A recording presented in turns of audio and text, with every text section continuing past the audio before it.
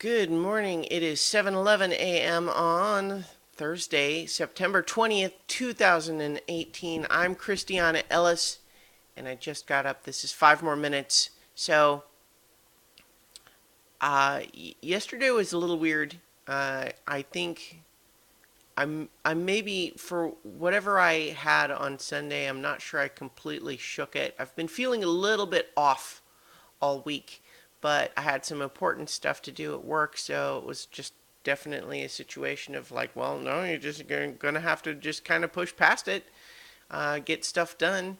And for the most part, that worked fine, and I wasn't really feeling too bad or anything. But then yesterday, I got into the afternoon, and it was just like, whew, feeling, I don't want to overstate it. It's not like I felt like I was going to die or collapse or anything, but I was not feeling great.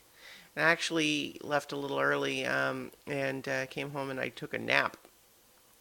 And it's kind of like on Sunday where it's like, yeah, I needed more sleep or something. And it's not like I've been getting that much less sleep otherwise this week. So it's just kind of my body's trying to recover from something. And in the meantime, I was able to get that nap done, which helped a lot. And last night we had a great session of Dungeons and Dragons, um, where this one was a side story set in the Beastlands, where we followed a character who had been abducted away from the rest of the party. And it's interesting how the meta reality affects the story in the adventure. Just it's because obviously there's real world practical considerations. If someone can't be on the show for a while, you have to figure out how to handle that person's character and the various things that you do. But in this case, we were able to follow off on that character, and everyone else played talking animals, and we ran a little longer than we usually do on Wednesdays, but overall it was a pretty successful evening, and it felt good, and I was glad that I had rested up some. Yeah, so I'm still feeling a little bit off, like I'm not sure exactly what's going on in my body right now, but onward and upward, getting through, and you know, so overall it was a good evening, but required a little bit of rest in preparation, and I think that's I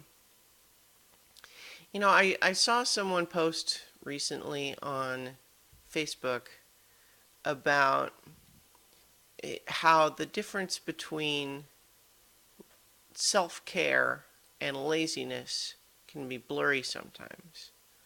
So, for example, let's say your alarm goes off and it's time to get up and go to work, and you recognize, I am so tired this morning.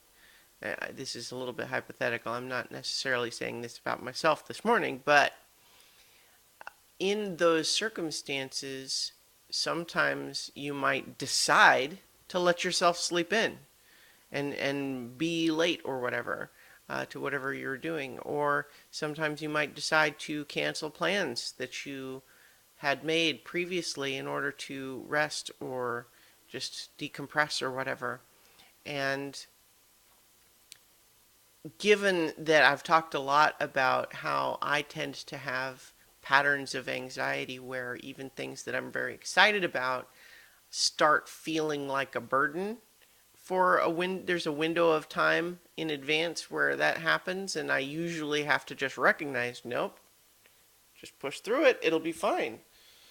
um, so the idea of something that maybe you don't actually want to do, it's definitely a case where you can say sometimes for self care, it is important to recognize when you've been overcommitted or when you need to rest or whatever. And it's important to be able to take good care of yourself. But how do you tell when that's what's happening and when it's maybe a case of anxieties or laziness stopping you from doing something you probably should do? Well, I mean, it's a tough one. I don't think there's any real obvious, easy way to tell the difference necessarily, but I think what it comes down to probably is mindfulness. You know, try to be aware of what's going through your mind, both in the subconscious and the conscious, to the extent that you can. Watch yourself for patterns, these sorts of things, right? You know, you just have to kind of try to decide, is this a case where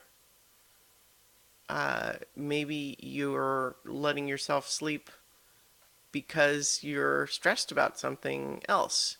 And try to recognize, is getting that extra hour of sleep something that's going to be helpful for that?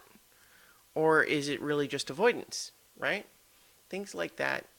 So there's not ever one right answer, but I think that that's ultimately practicing mindfulness is the way to uh, try to tell the difference between those things. And not like I'm an expert in this. I mean, I'm not, definitely, but it's makes sense.